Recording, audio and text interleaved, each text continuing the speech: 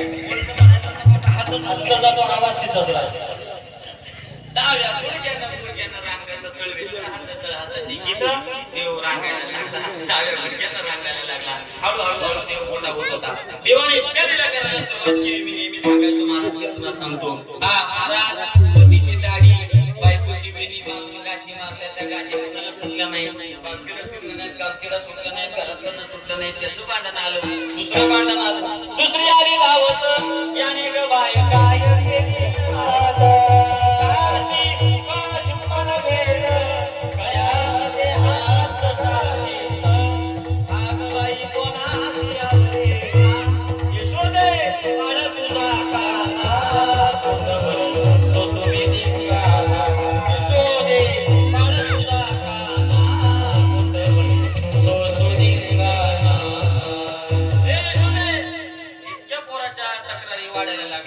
रोज एका घरची तक्रार यायला लागली. कोण कोणाच्या घरी जाऊन लोणी चोरतय, कोण तूप चोरतय, कोण दही चोरतय, कोण दूध चोरतय. प्रत्येकाच्या घराघरची मुंबई महाराज, तुझ्या घरात रोज आम्ही यायचं, तू बोलायचं, तू काही तक्रारी कोणाच्या ऐकून घेत नाही. वैताग आलाय. एक काम करा, आता तुम्हीच इथं राहा, आम्ही आपलं गाव धंदा सगळं सगळं सोडतो आणि आपल्या गावातून निघून जातो. ठरलं तसं. ठरल्यानंतर बाकीच्यांनी नाही, पण एकाच जोडप्याने एका कुटुंबाने ठरवलं की नको या गोकुळात राहिलं, आपलं हे गोकुळ सोडावं आणि आपलं दुसऱ्या गावात कुठं तर जाऊन वास्तव्य करायचं, कुठेही जायचं आणि आपलं पोट भरायचं. कुठे यांच्या नादाला लागतात, रोज जाऊन नुकसान कुणी सहन करायचं. म्हणून बैलगाडी चुकली आणि त्या बैलगाडीमध्ये दोघ जण नवरा बायको आपलं सगळं साहित्य घेऊन बिचारी निघाली. असं 20 पर्यंत आले आणि 20 पर्यंत जसे आले तसं त्या बिचाऱ्या गवळणीला लागले तहान. काय लागले, काय लागले, तहान लागली. तहान लागली आणि तिने आदेश दिला नवऱ्याला, मालक कुठे बी जा आणि तेवढी पाण्याची बाटली घेऊन या, मला तहान लागली. पाणी प्यायल्याशिवाय आपण आता पुढच्या गावाला जायचं नाही. ठरलं.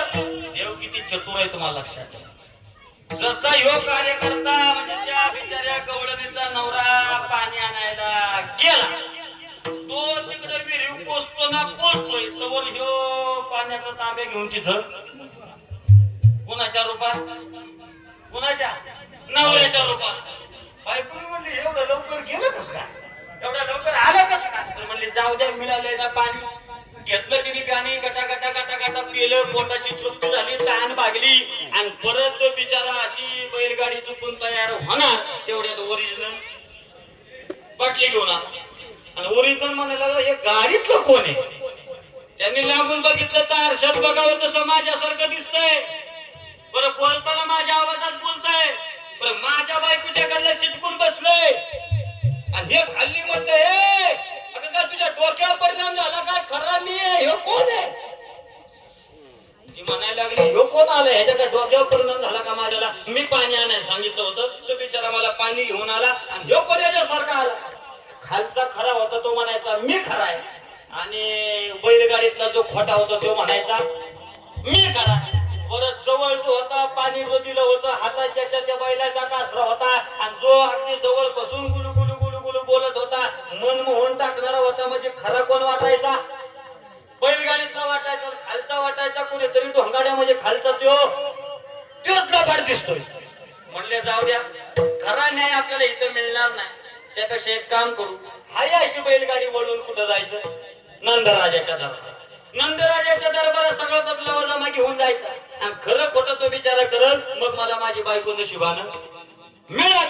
म्हणून ती बैलगाडी रिटर्न माघारी फिरवली. जो खोटा होता तो खरा बनून बैलगाडीत बसला होता, आणि जो खरा होता तो बाटली घेऊन मागे चालत होता. आणि आले ते नंदराजाच्या दरबारामध्ये गाडी.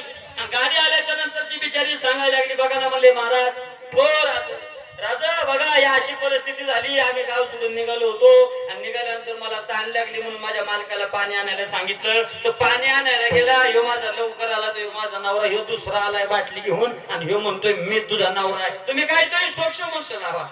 नंदराजा गालाच असतात, त्याच्या ध्यानात आलं हे काय दुसऱ्या तिसऱ्या कोणाचं काम, हे आपलाच कार्यकर्ता दिसतोय. पण नंदराजाने एक शक्कल लढवली, म्हणजे एक काम करा, गावातला जीसीबी बोलवा. जीसीबी गावात जीसीबी आहे, जीसीबी बोलव. गावातला जीसीबी बोलावला, आणि एका मिनिटात सांगितलं की एवढं इथलं सगळं जे दिसतंय ना हे सगळं 40 फूट खोल आणि 40 फूट रुंद असा मोठा खड्डा काढायचा. कोणी सांगितलं? नंदराजा. आता 40 फूट खोल खड्डा काढला, 40 फूट रुंद खड्डा काढला. आता एवढा मोठा खड्डा बघितला तर देवाच्या मनात काय नव्हतं, पण खरा होता तो हा करायला लागला होता. त्याला वाटलं नंदराजांना ह्याच्यात उडी मारायला लागली तर मिळूच नाही आपण, म्हणलं करायचं का? दोघांनाही तिथं उभी केली अलीकडच्या काठावर, आणि नंदराजाने आदेश दिला, या काठावरून पलीकडच्या काठावरती जो व्यवस्थित उडी मारल बायको 40 फूट खोल आणि 40 फूट 4 फूट नाही, किती फूट? 40 फूट. जसं नंदराजाचं बोलणं ऐकलं तसं ह्याला घाम झाला, पाय लटपट लटपट करायला लागलं. तो म्हणला तिकडे आलो नसतो ते परवडलं असतं, आता बायको बी गेली आणि आता सगळंच गेलं आपलं, आता काय उडी मारायची नाही, उडी मारावी तर आपण जगणार. 40 फूट खोल पडल्यानंतर काय जगतो का?